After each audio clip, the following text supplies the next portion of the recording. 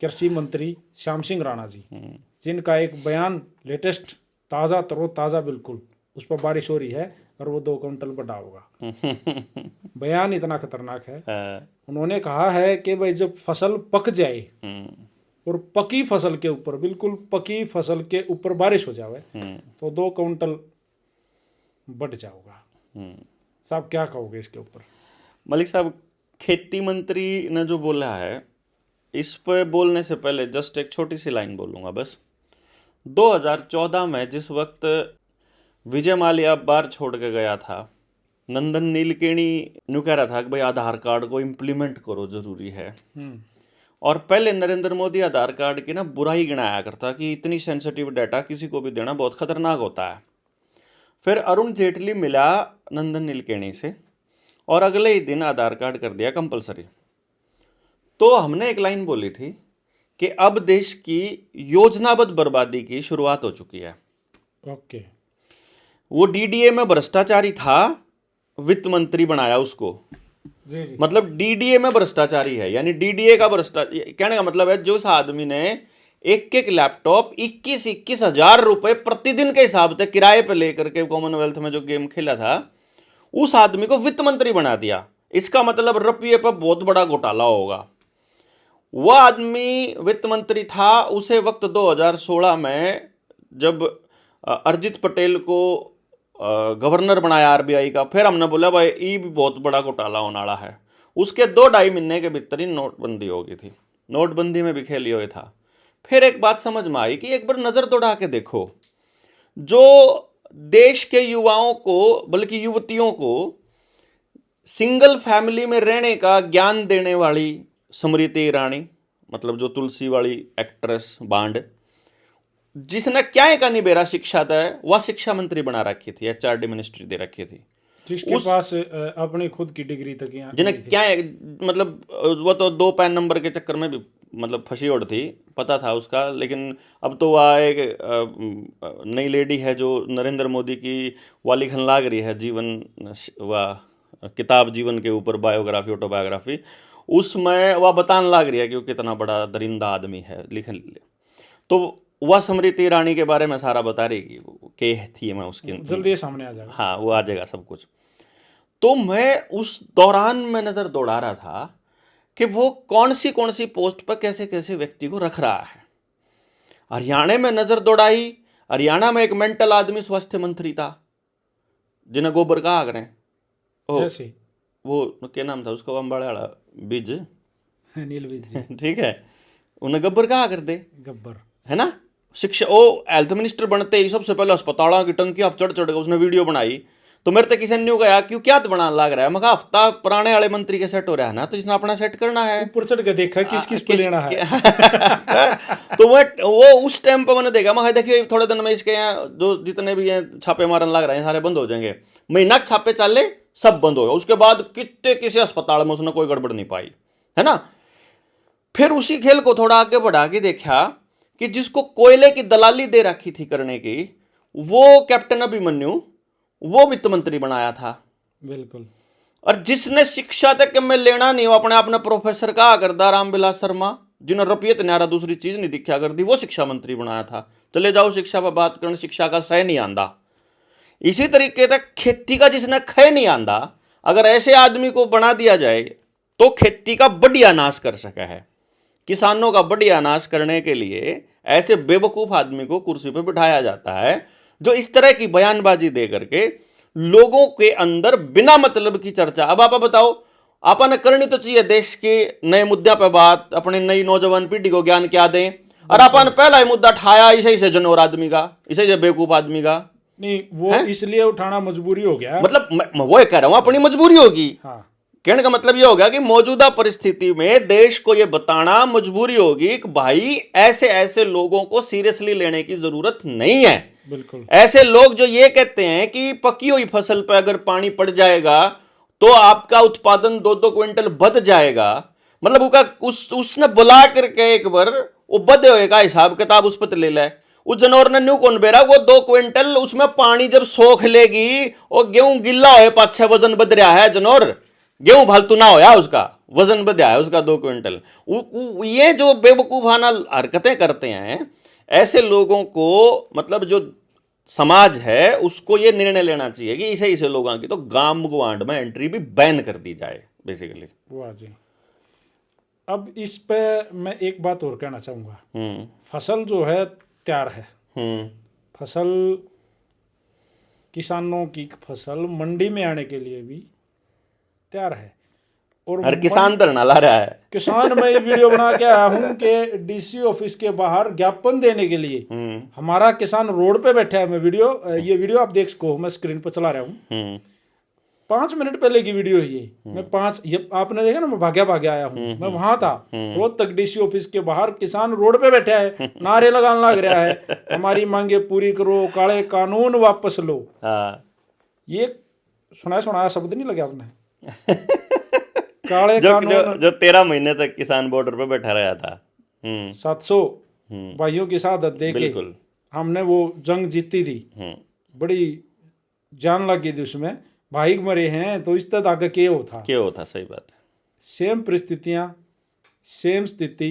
किसान जब इस समय खेत में नहीं होता तो लोग नुकार ठाली है गे, खेत में ना चाह रहा तू चाड़ा हो गया, अचंबा मान्या कर दे। वही किसान खेत में ना होकर रोड पे बैठा मंडा से हमारी। बिल्कुल परिस्थितियां तो आप समझ गए होगे, बिल्कुल स्थिति आप समझ गए होगे कि ट्रॉली का भी पंजीकरण कराओ। किसान अपना फेस दिखाओ, आप आंखें ऐसे जैसे नंबर लेते हैं ना, पर नया नंबर ले वो करे, इस तरह के काम करो।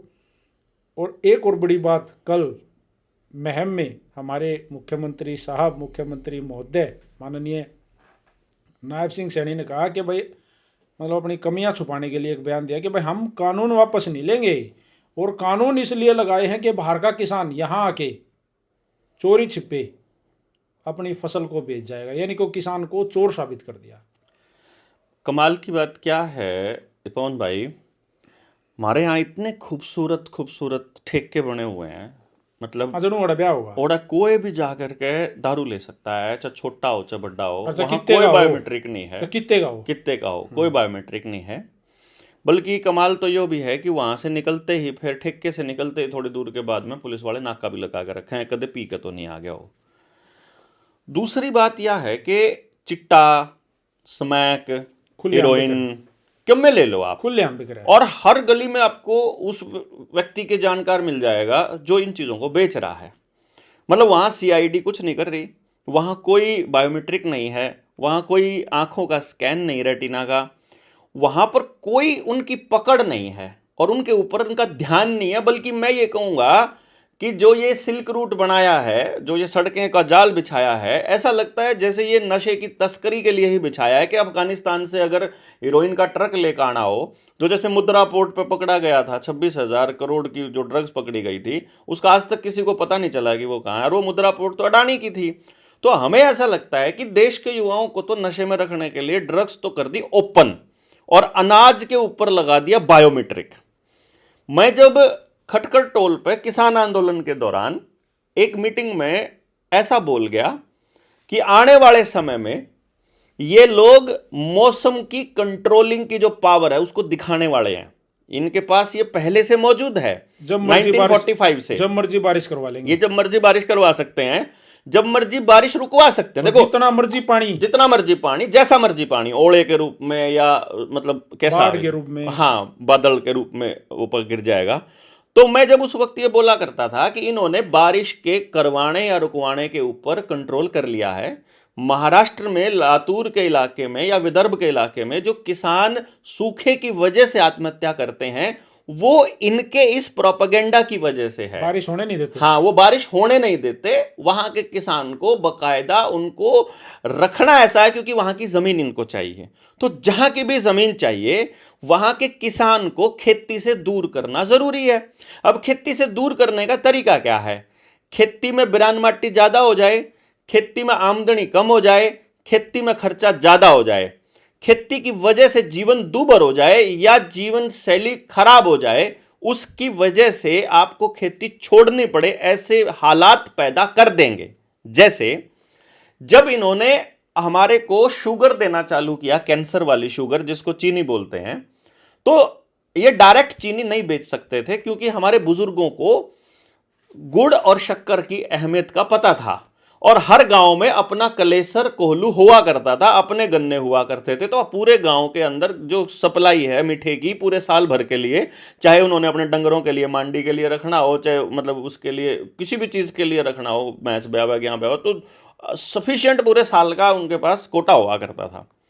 मुझे याद है कि जब एक जगह पर उनको गुड़ और शक्कर की जो ये कलेसर बंद कराने थे, तो उससे कुछ दूरी पर उन्होंने शुगर मिल लगाया ताकि गन्ने वाले जो किसान है वो जल्दी जल्दी जाकर किसान गन्ना वहां दे दें। दूसरे नंबर पे उन्होंने एक कानून बनाया एनजीटी की आड़ में, नेशनल ग्रीन ट्रिब्यूनल की आड़ में, या पर्यावरण प्रदूषण के नाम पर, कि तुम्हारा जो ये कलेसर है ये खोई से चलता है तो बहुत धुआं फैलाता है, इसकी वजह से पर्यावरण प्रदूषण होता है, तो तुम अगर बिना परमिशन का खोलोगे तो तुम्हारे ऊपर मुकदमा हो जाएगा। और बहुत से लोगों के ऊपर मुकदमा कर दिया।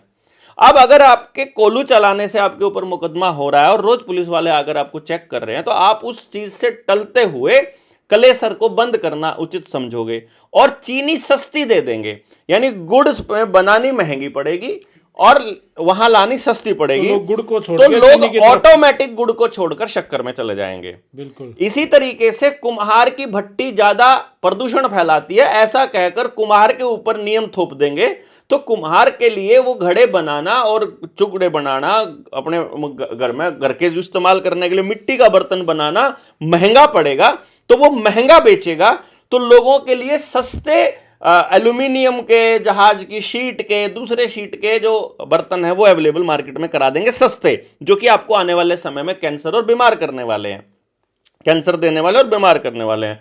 तो अब आदमी देखेगा कुम्हार के लिए घड़ा बनाना मुश्किल हो रहा है, यहां बेचना मुश्किल है, लेकिन बाहर फैक्ट्री में बेचना आसान है ताकि फैक्ट्री उसके ऊपर स्टैंप लगा के बड़ा सा कलर करके और महंगा बेच सके।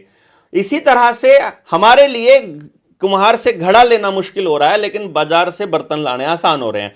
तो हमने धीरे धीरे अपनी जीवन शैली को बदला और हमें यह एहसास दिलाया गया कि यह आपने किया, हमने, किसी ने नहीं रोका तुमको घड़ी के मतलब मिट्टी के बर्तन इस्तेमाल करने से, किसी ने नहीं रोका तुमको राख से साफ करने से, किसी ने नहीं रोका।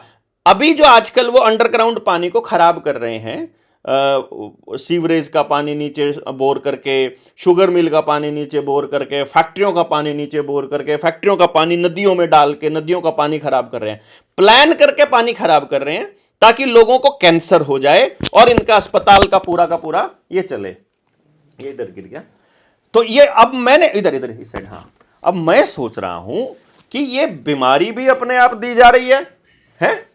इलाज भी मतलब इन्हीं का है, बीमारी भी इन्हीं की है, तो फिर ये जो किसान के ऊपर लगाई गई जो ये बंदिश है, ये किस चीज का परिणाम है? ये जो जन्म प्रमाण पत्र बनाने के लिए आपको कहा गया, उस टाइम पर आपको ध्यान हो, कुछ लोगों ने जो कि सिस्टम के अंदर घुसे हुए लोग थे, अपने बच्चों के 2-2 डेट ऑफ बर्थ के सर्टिफिकेट बनवा लिए, उससे बचने के लिए कि तुम लोग सारे चोर हो, तुम लोग सारे के सारे गलत सर्टिफिकेट बनाते हो, अब की बार पैदा होते ही तुमको दर्ज कराना पड़ेगा। चूंकि तुम राशन 2-2 जगह से ले लेते हो, बच्चे की फीस 2-2 जगह से ले लेते हो, स्टाइफंड बस्ते 2-2 जगह से ले लेते हो, जो प्रवासी लोग आते हैं वो उधर भी वोट रखते हैं, इधर भी वोट रखते हैं, तो ऐसे लोगों के ऊपर अंकुश लगाने के लिए हमने आधार कार्ड बनाया है, ऐसा कह करके आधार कार्ड की जबरदस्ती थोप दी जाती है। आप लोगों को सुविधा मिलेगी और पहचानना आसान हो जाएगा, ऐसा कह करके लोगों के ऊपर आधार कार्ड से संबंधित दूसरी आईडीज बनवा दी गई, जिसमें फैमिली आईडी आ गई कि पेंशन लेनी है तो यह करना पड़ेगा, पैसा लेना है तो यह करना पड़ेगा, और तर्क क्या दिया गया कि वो सारे चोर हैं, इसीलिए उस चोरी को रोकने के लिए हम लोग ये कर रहे हैं। फिर चाहे मनरेगा में रजिस्ट्रेशन हो, चाहे दूसरी किसी चीज में, तो हर चीज के लिए आधार को कंपलसरी कर दिया। मैं बहुत पहले से कह रहा था कि भाई व्यक्ति को ये लोग व्यक्ति नहीं रहने देंगे, नंबर बना के छोड़ेंगे, ये गेम प्लान है, इसको समझ लो।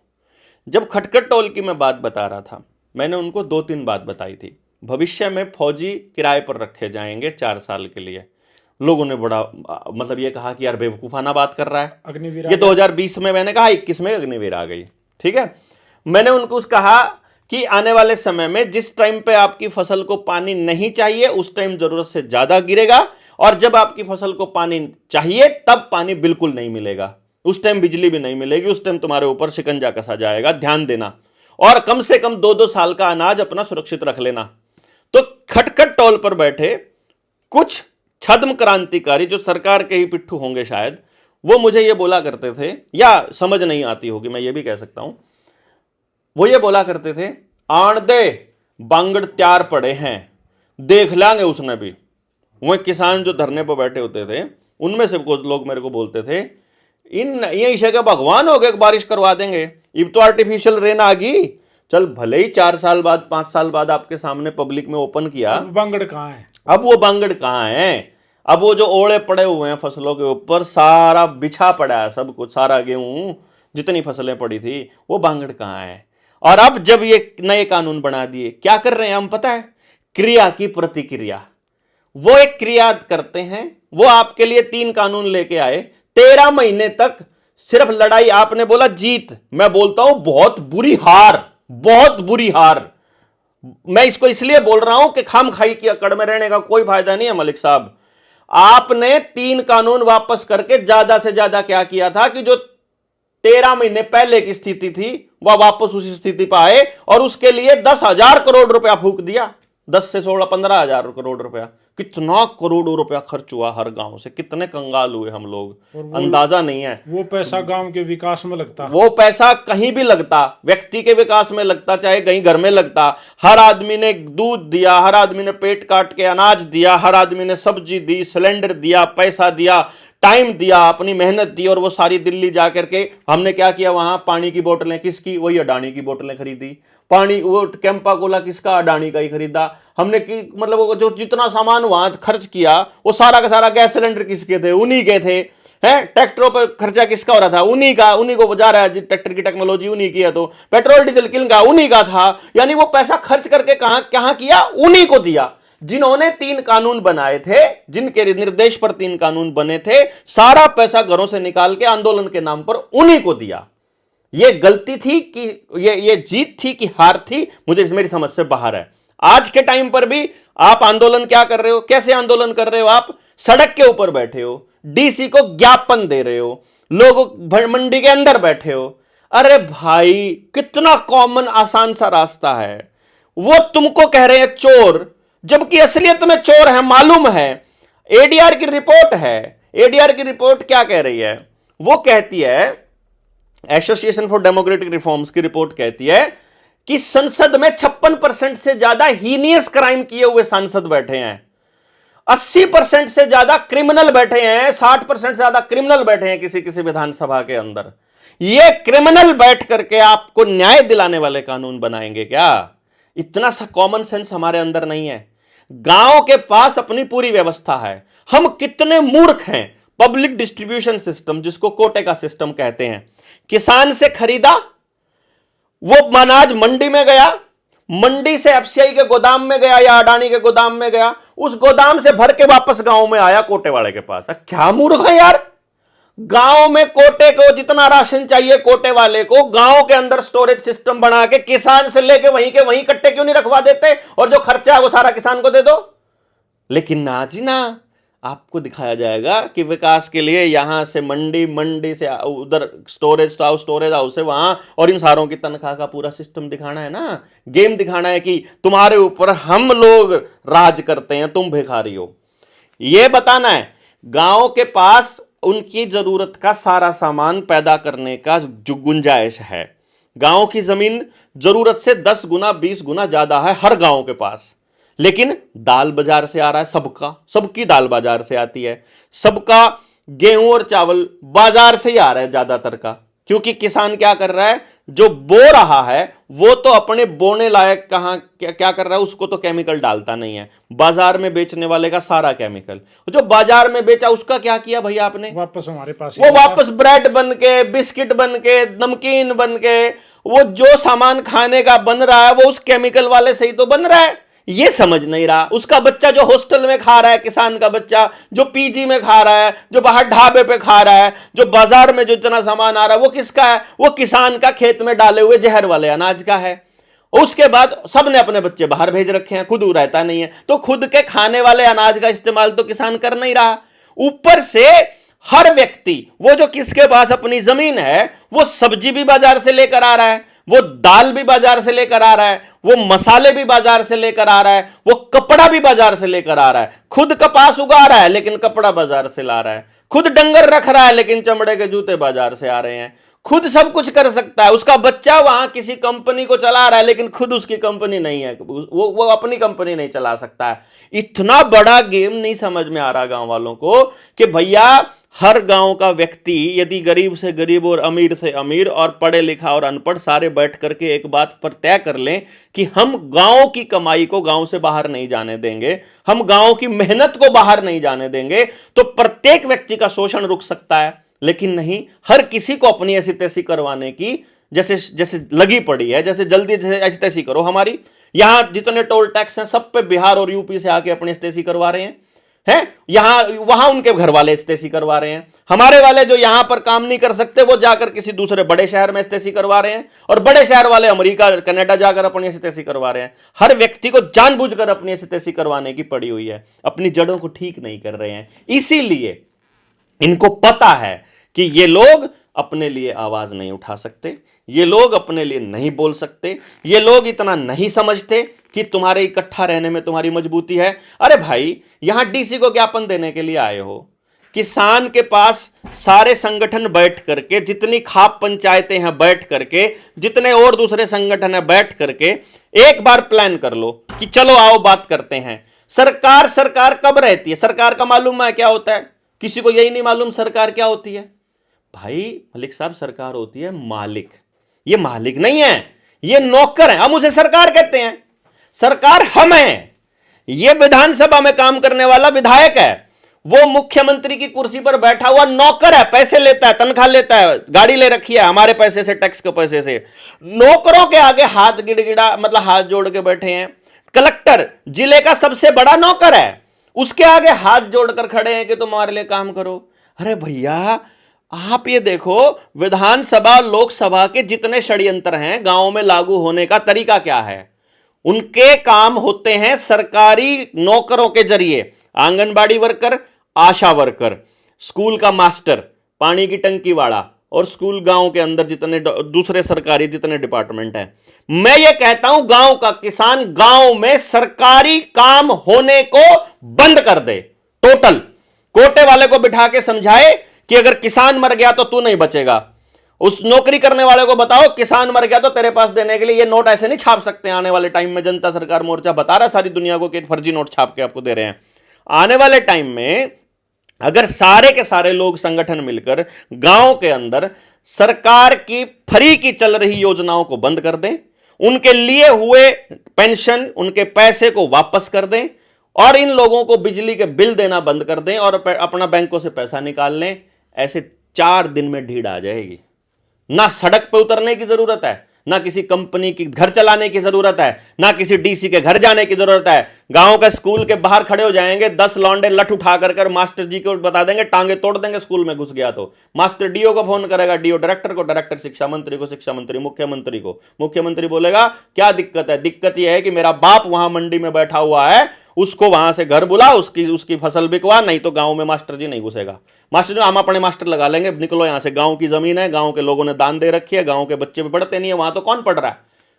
मतलब आप सिर्फ मिड डे मील के लिए चालू कर रखा आपने, शिक्षा का तो वहां कोई सीन है ही नहीं है, एजुकेशन तो वहां हो ही नहीं रही। मास्टरों से कह रहे हैं लेटरिंग करने वालों को गिनो, गांव के कुत्तों को गिनो, वोट बनाओ, वोट काटो। मास्टर तो लेटरिंग गिनने पे लगा पड़ा है। मास्टर कोई पढ़ा तो रहा नहीं है वहां पे, वो तो उनके यू डाइस भरने पे लगा पड़ा है, अपार आईडी बनाने पे लगा पड़ा है, उनको चॉकलेट खिलाने पे लगा पड़ा है। महिपाल ढांडा का भाई सारे के सारे सप्लाई कर रहा है पूरे हरियाणा के अंदर मिड डे मील के राशन, कचरा कचरा कचरा सप्लाई कर रहा है। कचरा जा करके खा के दिखाओ आप उसको बोलो तू खा के दिखा इसको, जो ये भेजता है बच्चों के लिए।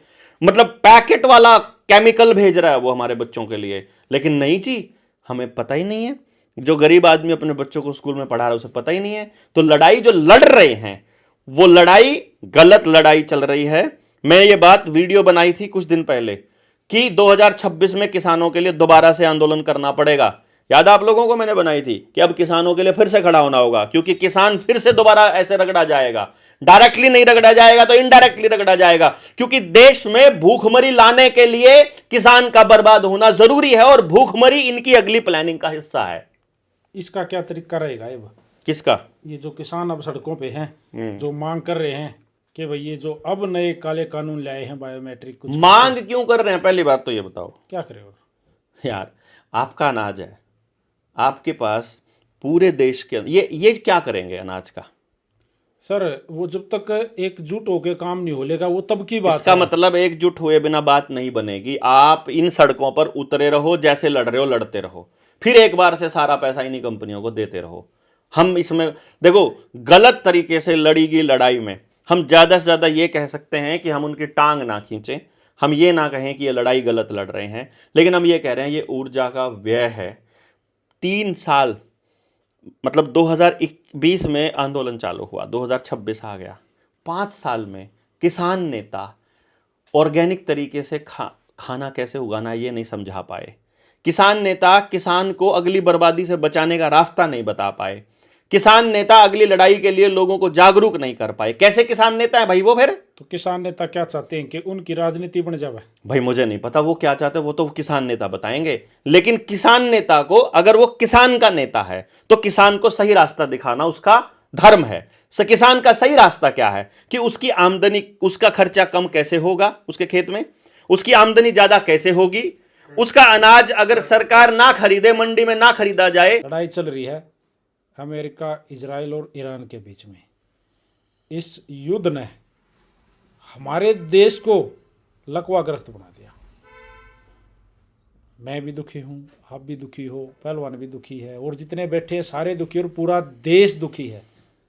इजराइल हमारे प्रधानमंत्री जी गए लड़ाई से एक दिन पहले, बीच में हमारे कुछ युवा वहाँ भेजे गए, फिर लड़ाई शुरू होगी वह रोजगार के नाम पर।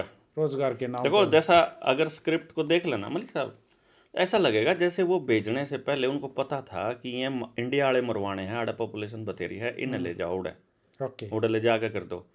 रशिया में मैंने तालकटोरा स्टेडियम में रशिया गए हुए हमारे जो बच्चे थे, अपने सोनीपत से भी थे, रोहतक से भी थे, 24-25 बच्चों के नाम लिए थे स्टेज से कि ये बच्चे रशिया गए और वापस नहीं आए।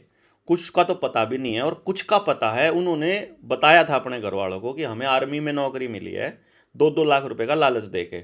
बाद में वहाँ से पता चला कि 1 भी रुपया सैलरी नहीं दी गई और उनको जंग में भेज दिया गया बंदूक पकड़ा के, सिर्फ खाली मरने के लिए। अब उन लोगों का भी आता पता कोई नहीं, ना हमारी कोई एम्बेसी उस पर कोई काम कर रही, ना राजदूत कोई काम कर रहे, विदेश मंत्रालय कोई काम नहीं कर रहा, और प्रधानमंत्री का तो कहना है कि है ये तो इससे से तो मतलब देश के ऊपर कलंक के हैं, ये तो जो सा यू बैठा। अब उस पर भी मैंने ये बात बोली थी, पुरानी वीडियो देखी हो या आपने किसी और चैनल पर आया हो या कोई पॉडकास्ट अगर नज़र पड़ी हो, मैंने आपको एक बात कही थी आज से 2 साल पहले, पूरे देश को एक बात कही थी, युद्ध के हालात बनाए जाएंगे, युद्ध लाया जाएगा, युद्ध थोपा जाएगा, क्योंकि युद्ध के हालात में देश की जनता अपने मौलिक अधिकारों को, अपने नागरिक अधिकारों को सरेंडर कर देती है विधानसभा और लोकसभा में बैठे हुए चोरों के हाथों। और यह काम इस बार जनता ने नहीं करना है। यही आवाज है हमारी जनता सरकार मोर्चा की कि यह युद्ध एक्चुअली असली नहीं है। यार 13 महीने तक किसान आंदोलन चला, 13 महीने यूक्रेन और रशिया का युद्ध हो गया है, 13 महीने अभी आगे चलने वाला है। क्या ये नेक्स्ट अभी इजराइल का, अमेरिका का, ईरान का ये जो प्रोपेगेंडा चल रहा है, ये किस लिए चल रहा है? देखो, इनको इंटरनेट कनेक्शन काटना है भविष्य में, इनको अपने लोग मरवाने हैं भविष्य में, इनको जमीनें खाली करवानी है। सोच कर देखो आप, यहाँ का आदमी जैसे अपना पायलट मार गिरा, इन्होंने अपना ही मिग विमान मार गिराया था एयरफोर्स ने, पता है आपको ये बात? जब जिस टाइम पर ऑपरेशन वो था, वो अभिनंदन गिर गया था, मुझे याद है। उस टाइम याद है ना, उरी के ऊपर हमला बोला, हमने स्ट्राइक कर दी, टीवी में चल रहा था कि सर्जिकल स्ट्राइक कर दी, लेकिन आर्मी इस बात को छुपा रही थी, पूरी मीडिया से छुपा गई और पता नहीं चलने दिया। लेकिन आप सर्च करोगे, रिसर्च करोगे तो पता चलेगा कि एयरफोर्स ने अपने ही पायलट को मार गिराया। क्यों? उन्होंने ये सोच करके ये पाकिस्तान का है, पता नहीं सोच करके मारा कि जानबूझ के मारा, मुझे नहीं पता। हो सकता है जैसे विजय रूपाणी के साथ किया उन्होंने, पूरा का पूरा जहाज बलि चढ़ा दी। जैसे अभी ये अजित पवार के साथ किया, पूरा जहाज ही गायब कर दिया, 6 के 6 लोग मार दिए।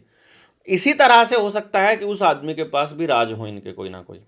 जनरल विपिन रावत का पता नहीं चला कैसे मरा, सुषमा स्वराज को ऐसे ही निपटा दिया इन्होंने, मनोहर पाणेकर को, जिनके पास भी राफेल के राज थे वो सब निपटा दिए इन्होंने। इसी तरह से दाखिल होते हैं 30 दिन के अंदर मर जाते हैं, दाखिल होते हैं 30 दिन के अंदर मर जाते हैं। जो चौधरी बनेगा वो मरेगा, जो भी राजदार है वो जाएगा, जिसके भी हल्का सा इधर से उधर होने लगा जाएगा वो, और वो किसी भी पॉलिटिकल पार्टी में हो, ये खेल चलता रहता है। अब मैं इस खेल को ये देख रहा था कि युद्ध के हालात लाने का फायदा क्या क्या होगा। एक तो लोगों की जेब से पैसा निकालना है, लोगों के घरों से सोना निकालना है, और मंदिरों से सोना गायब करना है। क्योंकि इस देश में आज अगर जो कुछ बचा हुआ है, एक तो प्राकृतिक संसाधन है, यानी पेड़ पहाड़ नदियां जंगल, ये बचे हुए हैं, तो ये भी निपटाने हैं। सोना चांदी बॉक्साइट इन सब की खाने हैं, ये उन्होंने पहले से ही वर्ल्ड इकोनॉमिक फोरम के चमचों के हाथ में दे दी हैं। यानी कि खदान सारी दे दी, जंगल सारे दे दिए, सोना सब दे दिया, लिथियम इनको दे दिया, बिजली इनको दे दी, बाकी आर्मी भी दे दी, प्राइवेटाइज करने का तरीका चल रहा है, अनाज भी दे दिया, एफसीआई भी दे दिया है, स्टील अथॉरिटी भी दे दी, ऑर्डिनेंस फैक्ट्री 8 ऑर्डिनेंस फैक्ट्री बेच दी थी, ये पता ही आप सब लोगों को। रेलवे की जमीन कभी 3 लाख एकड़ कभी 2 लाख एकड़ प्राइवेटाइज कर रहे हैं, मतलब उनको दे रहे हैं, उन्हीं को दे रहे हैं। तो खाली पड़ी जमीनें उनको दे दी, एग्रीकल्चर फाइनेंस अडानी को दे दिया। ये सब देने के बाद में आपके खाते से पैसा गायब करने का, ये पिछले 3-4 सालों से लगातार साइबर अटैक होगा, साइबर अटैक होगा, ऐसा पुलिस वालों से ही कहलवा रहे हैं, ऐसी वीडियो बनवा रहे हैं पुलिस वालों से, साइबर अटैक वालों से, और इनसे पर्पस क्या है, ताकि लोग साइबर अटैक को नॉर्मल मानने लग जाएं कि ये तो होता है और हमारे पैसे गायब हो जाते हैं।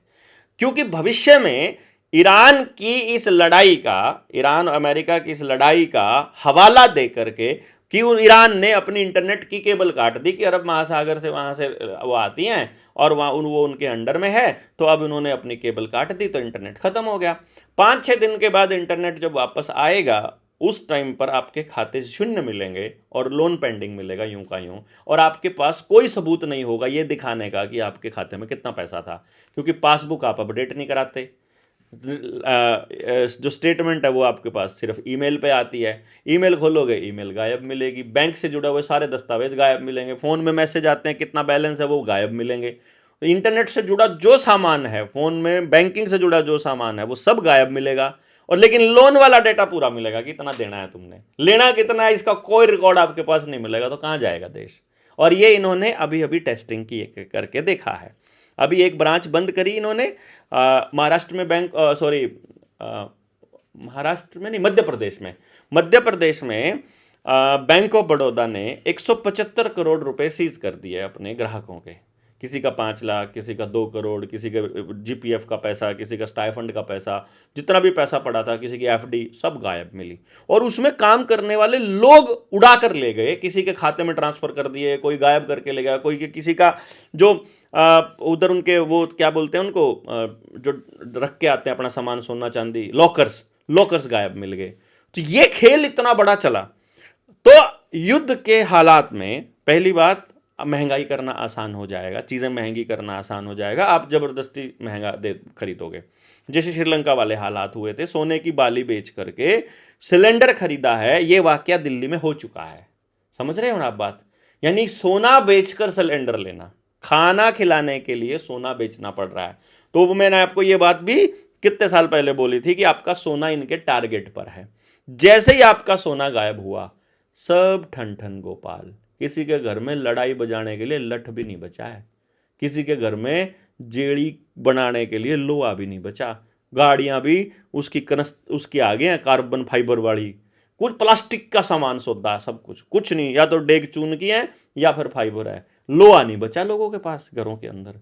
वो जो पटेल की मूर्ति बनाई थी ना, लोहा लिया था, इसी पर्पज से लिया था कि लड़ ना पाए। वीडियो में लिखा हुआ है मैंने, ये लोहा घरों से निकालने का पर्पज नहीं है, सोना भी जाएगा तुम्हारा, क्योंकि धातु सबसे इंपॉर्टेंट चीज है।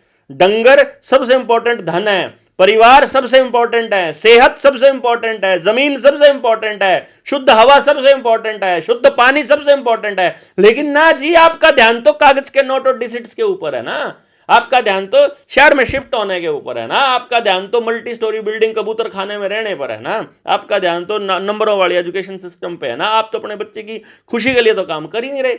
इसीलिए उनको पता है कि इधर आपका नाश कर देंगे, उनका मुंह इधर फेर देंगे, वो इधर होता रहे, वो इधर होता रहे, जैसे मर्जी, और सारा नाश हो जाएगा। इस नाश से बचाने के, इस नाश को करने के लिए सारा खेल चल रहा है। इसलिए मैं ऑन रिकॉर्ड ये बात बोल रहा हूं, ये युद्ध के हालात स्क्रिप्टेड हैं, कोई युद्ध नहीं चल रहा है। उनको जहां के आदमी निपटाने हैं, जहां कोई एक व्यक्ति निपटाना, वहां पूरे स्कूल पे बम डाल दो। जहां कोई एक बंदा जो रिसर्च, जैसे मान लो हम रिसर्च कर रहे हैं, अभी मेरा गांव फफड़ाना है, मोबाइल से लोकेशन का पता चल जाता है आराम से, और मिसाइल के अंदर लोकेशन लॉक वाला ऑप्शन होता है, ये लोकेशन लॉक कर दो, जहां ये बंदा होगा मिसाइल वहीं पड़ेगी। वहां आसपास का एक गांव फूक जाएगा, कह देगा पाकिस्तान ने मिसाइल गिर दी, इनका क्या फर्क पड़ रहा है भाई, बंदा का बंदा निपटा दिया, बात की बात खत्म। फूके ही नहीं है, फूकेंगे ये। हाँ यही फूकेंगे, यही फूकेंगे। कोई युद्ध नहीं होता है। आप नागरिक हो देश के, आप चाहते हो युद्ध हो जाए? बिल्कुल भी नहीं। बस सिंपल। और सत्ता में बैठा हुआ एक ही बंदा है, बीजेपी और कांग्रेस, आम आदमी पार्टी एक ही है। आपको अलग दिखाई देती हो कि मेरे को नहीं दिखाई देती, और हिंदुस्तान की हुकूमत और पाकिस्तान की हुकूमत एक ही है, आपको अलग दिखाई दे रही होगी। सब world Economic forum, United Nations, उसके एजेंडे के तहत काम कर रहे हैं। कोई भी अपनी मर्जी से डिसीजन नहीं ले सकता, जो डिसीजन लेगा मार दिया जाएगा। गद्दाफी मार दिया, और ये सद्दाम हुसैन मार दिया, वेनेजुला के राष्ट्रपति को उठा लिया, इससे पहले वाले को असैसिनेशन कर दिया, उससे पहले इराक वाले को, इराक वाला तो सद्दाम हुसैन ही था, हैं। जहां का भी, जिस भी बंदे का नाम एप्स्टीन फाइल में नहीं है, या जो बंदा इनके गेम में नहीं है, उसको निपटा देंगे, और बाकियों को बाकी इनके हिसाब से चलेंगे।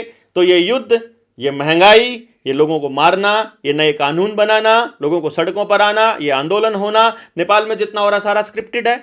नेपाल के अंदर जो सत्ता परिवर्तन का खेल है पूरा स्क्रिप्टेड है। श्रीलंका में जो हुआ पूरा स्क्रिप्टेड था, पूरा गेम प्लान के हिसाब से था, और इंडिया में भी ये स्क्रिप्ट चल रही है। एक मिनट, वो वाला कैमरा बोल रहा है शायद, चलने दो। सारे चल रहे हैं। एक बार कौन सा क्लिक हुई थी ना, एक बार थोड़ी सी, चलो ठीक है। अभी आपने जिक्र कर दिया एप्स्टीन फाइल। इस फाइल को दबाने के लिए बहुत सारी चीजें हो रही हैं क्या? एप्स्टीन फाइल चला करके इन्होंने लोगों की मानसिकता को चेक कर लिया कि भाई ये लोग इतने मरे हुए हैं कि इन्होंने ऐसे लोगों को गद्दी पर स्वीकार कर लिया है जो बच्चों का मांस खाते हैं, खून पीते हैं, बलात्कार करते हैं, लड़कों का भी लड़कियों का भी, बेचते हैं मंडियों में, उनको भोजन की तरह, केक की तरह, पिज़्ज़ा की तरह काट कर खाते हैं। ऐसे लोगों को आप लोगों ने एक्सेप्ट कर लिया, ये मान करके उनको कोई फर्क नहीं पड़ रहा है एप्स्टीन फाइल से। देखो ना, कहाँ है एप्स्टीन फाइल के ऊपर कौन बोल रहा है? कोई बुद्धिजीवी की बोलने की औकात नहीं, विपक्ष बोलता है तो क्या संसद में एप्स्टीन बोलने फाइल? नहीं देता। पहले मुझे थोड़ी नॉलेज दो, हमारे दर्शकों को थोड़ी नॉलेज दो। ये एक्चुअली मोसाद का, यानी इजराइल का एक एप्स्टीन करके एक बंदा, जो उसका पूरा नाम I don't remember, Jeffrey Epstein, वो बेसिकली मोसाद का एक एजेंट था। जब वो राजदूत बनकर अलग अलग देशों में जाया करता था और अपने कॉन्टेक्ट्स बनाया करता था, तो इजराइल का काम रहता है पूरी दुनिया को कंट्रोल करने का। इजराइल ही कंट्रोल कर रहा है पूरे सिस्टम को। तभी तो ये हमारे वाला भी जा करके बाप बोल के आया था ना इजराइल को, कि मेरा बाप है इजराइल, है ना। हम ये बोला India is a mother land और होता है फादर लैंड, है ना। वो सारा प्रोपागेंडा इसी गेम के तहत उससे कहलवाया गया था।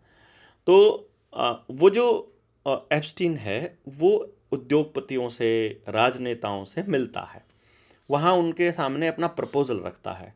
वो प्रपोजल रखने से पहले वो ऊपर से यूनाइटेड नेशन से किसी की कॉल करवाता है। जैसे अभी आपने थोड़ी देर पहले किसी बंदे की कॉल की, भाई का काम कर दो, तो उधर से कॉल आ जाएगी, भाई का काम कर दो। अब वो भाई आया, बैठा, बतलाया, तो मलिक साहब कैसे हो, बढ़िया हो यार, फलाने ने भेजा था, सोमवीर भाई ने भेजा था, आप ये काम करना है। अब सोमवीर ने कह दिया तो भाई मलिक साहब मना नहीं करेंगे, तो मलिक साहब ने मेरा काम कर दिया, काम हो गया, बात खत्म। अब मलिक साहब पूछेंगे और बताओ जी क्या सेवा करें। अब वो एप्स्टीन पूछेगा जी क्या सेवा करें। तो अब एप्स्टीन क्या सेवा करनी है, आइए कभी हवेली पर, आपके लिए पूरा इंतज़ाम, शबाब शराब जो चाहिए मिलेगा, जो चाहिए मिलेगा। तो आपके जैसे शौक़ हो, मान लो आप राष्ट्रीय समलैंगिक संघ से हो, शॉर्ट फॉर्म आप खुद बना लेना, तो आपको झुकने में शौक़ है या झुकाने में शौक़ है ना, इनका काम झुकने से ही चलता है, तो आपको पता ही है, ठीक है। अब राष्ट्रीय समलैंगिक संघ वाले बोलेंगे हमको लड़के चाहिए, नौजवान बच्चे चाहिए, तो ह्यूमन ट्रैफिकिंग के लिए ये जो कंटेनर में भर के जाते हैं, ह्यूमन ट्रैफिकिंग होती है इनमें। जिन मुद्रा पोर्ट पे या जहाँ चार्टर्ड प्लेन्स जितने होते हैं जो सिक्योरिटी से फ्री होते हैं, ऐसी जगह पर उन कंटेनर्स के अंदर लड़कियां और बच्चे भरकर भेजे जाते हैं। तो वो जो पैसा कमाया पूरी दुनिया भर का, वो जो मोसाद के लोगों ने और इजराइल के जो बड़े बड़े उद्योगपतियों ने मिलकर के एक पूरा आइलैंड खरीद लिया। तो जेफरी आइलैंड उसको मैनेज करता था, उस आइलैंड का नाम एप्स्टीन आइलैंड था। जेफरी एप्स्टीन जो है उसको मैनेज करता था। वहाँ पर जाकर सारे ऐशो आराम होते थे।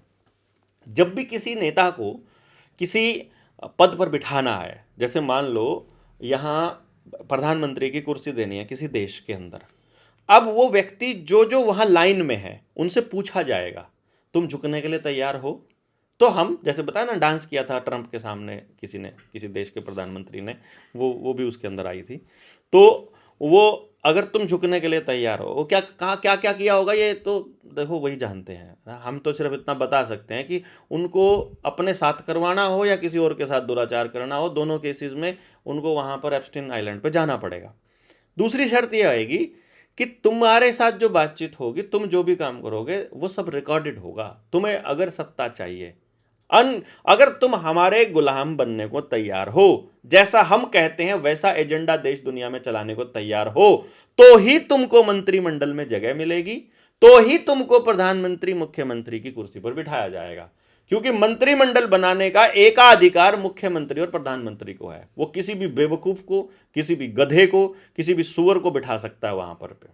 तो वो ऐसे व्यक्ति उस कुर्सी पर चाहिए तुमको अगर, तो वहां पर आना पड़ेगा, हमारे उस कुकृत्य में शामिल होना पड़ेगा और अपनी आत्मा को वहां गिरवी रख करके तुम्हें यह बताना पड़ेगा कि तुम हमारे गुलाम हो। और यदि उनके गुलाम आप बनने को तैयार हो जाते हो, केवल तब आपको कुर्सी पर बिठाया जाएगा। क्योंकि इस देश के अंदर आपको लगता है बीजेपी की सरकार है, किसी को लगता है कि कभी कांग्रेस की आ जाएगी। मैं आपको बता देता हूं, कोई भी मंत्रालय ऐसा नहीं है। सिविल सेक्रेटरीट के अंदर मोसाद के, आईएसआई के कितने सारे एजेंट वहां बैठे हुए हैं, सारी खबर वहां जाती है। यूनाइटेड नेशंस के लोग निगरानी 24 घंटे बना के रखते हैं। वर्ल्ड इकोनॉमिक फोरम 24 घंटे निगरानी पर है। आपका जितना सीसीटीवी कैमरे का फुटेज है सब वहां जाता है। आपके जितने दस्तावेज हैं वो सब वहां जाते हैं। आपका कोई भी इंटरनेट से जुड़ी चीज है, सारे दस्तावेज उनके पास हैं। पूरा बड़ा वॉर रूम की तरह सिस्टम खुला है जो पूरी जानकारी रखता है। और उससे भी ऊपर की बात यह है कि वहां पर उस जगह पर जाएगा ही वो जो उनका गुलाम हो जाएगा। अब आप देखिएगा, आम जनता, जैसे आप महम का विधायक ले लीजिए या कहीं का भी विधायक ले लीजिए, उसको चुनता कौन है? जनता तो नहीं चुनती है, उसको पॉलिटिकल पार्टी चुनती है। पॉलिटिकल पार्टी को फंडिंग कौन देता है? बाजार देता है। बाजार में किसकी इन्वेस्टमेंट है? बड़े बड़े उद्योगपतियों की। उन बड़े बड़े उद्योगपतियों में जो डिसीजन मेकिंग किसकी है? World Economic Forum, BlackRock, Vanguard जैसी कंपनियों की। वो किसकी हैं? वो रॉकफेलर रॉथस्चाइल्ड। वो कौन है? वो इजरायली है, यहूदी है। तो मतलब अल्टीमेटली कुल मिलाकर के आपकी बिजली कंपनी है इस देश के अंदर, आपकी कार की कंपनी, आपको टाटा और महिंद्रा आपको देसी लगते हैं कि ये हमारे देश के होंगे। अरे भैया, सारी जगह डिसीजन मेकिंग उन्हीं की है।